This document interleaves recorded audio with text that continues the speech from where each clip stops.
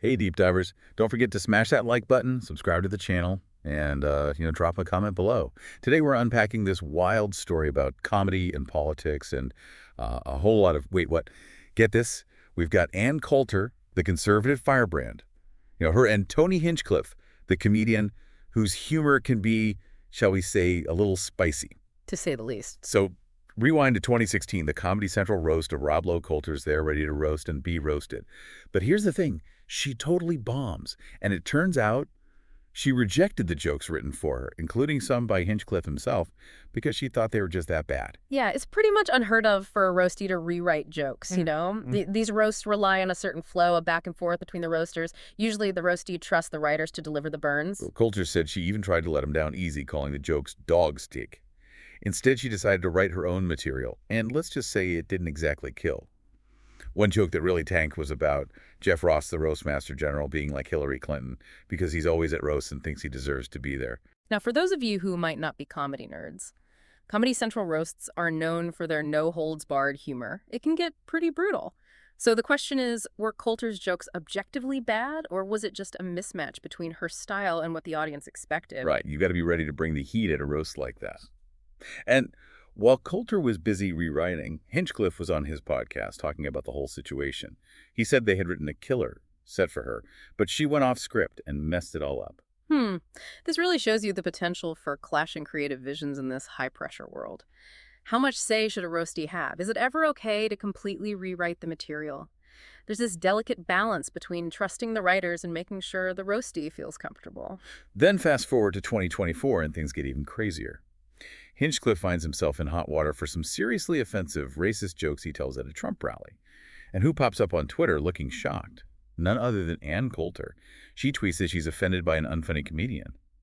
The irony is just too much. Because here's the kicker. According to this article we're looking at, Coulter had no idea that Hinchcliffe was the one who wrote those jokes she rejected back in 2016. You've got to be kidding. What are the chances? Years after turning down his jokes, Coulter is out here criticizing Hinchcliffe for being unfunny. Talk about a plot twist. This makes you wonder, if she had used those original jokes, would she have actually done better at the roast? Or was she just doomed from the start? It's impossible to know for sure, but it definitely adds a whole new dimension to this already wild story. What's also interesting is how Coulter reacted to the whole Trump rally incident. It seems like she wasn't really bothered by the racist content of the jokes themselves. Yeah, she tweeted that she was offended by an unfunny comedian, not that she was offended by the racist jokes. Exactly. She even retweeted someone saying whoever hired Hinchcliffe should be fired. This raises the question, is this typical Coulter? Does she downplay offensive humor, especially when it comes from someone who shares her political views? It definitely tracks with her reputation for pushing the envelope. This whole saga really gets at the messy intersection of comedy, politics, and power.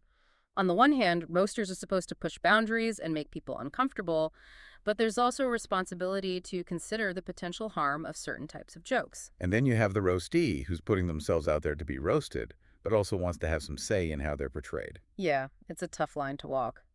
And when you throw political views into the mix, it gets even more complicated. Coulter's conservative stance probably colored her view of the jokes, just like Hinchcliffe's ties to Trump likely shaped his material at the rally. This brings us to a crucial turning point in the story. The fact that Coulter didn't know Hinchcliffe was the writer behind those jokes she rejected adds a whole other layer of irony. Right. Think about it, years later, she's criticizing him without realizing she already dismissed his work. It really highlights how personal taste and political leanings can affect how we see humor. What one person finds hilarious, another might find offensive or just plain bad. It makes you wonder, if she'd known Hinchcliffe wrote them, would she have been more open to his jokes?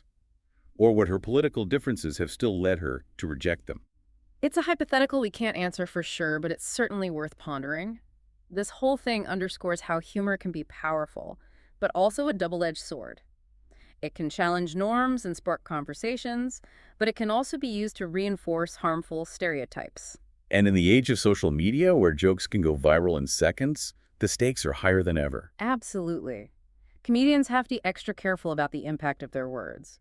And we, the audience, have a responsibility, too. We need to be critical consumers of humor, asking ourselves why we find certain things funny and what messages those jokes might be sending. Yeah, it's a tricky landscape to navigate, that's for sure. Right. Let's zoom out and look at the big picture here. We've got Ann Coulter rejecting jokes, and then years later, criticizing the comedian who wrote them without even knowing it was the same guy. It just goes to show, the world of comedy, especially when it gets tangled up with politics, is full of surprises. And sometimes those surprises come with a giant helping of irony. So what can we learn from all of this? Well, for starters, it highlights how much our personal tastes and political views can shape what we find funny. What one person thinks is hilarious might totally fall flat for someone else. Yeah, and it really underscores the risks comedians take when they roast someone. They're putting their comedic reputation on the line and have to be prepared for some serious backlash. In Coulter's case, it seems like she wasn't fully prepared for the level of roasting that comes with a Comedy Central roast. Or maybe she just didn't trust the writers to capture her voice and style of humor. Whatever the reason, her decision to go rogue and rewrite the jokes didn't exactly pan out. And the fact that she later criticized Hinchcliffe without knowing he was the one who wrote them just adds this whole other layer of you can't make this stuff up to the story. It's a story that keeps on giving even years later. So, deep divers, we leave you with this. Would Coulter have fared better at the roast if she had stuck with the original jokes? Or was she destined to bomb no matter what? Let us know what you think in the comments below. And hey, don't forget to like, subscribe, and hit that notification bell so you don't miss out on future deep dives. Until next time, keep exploring, keep questioning, and keep laughing.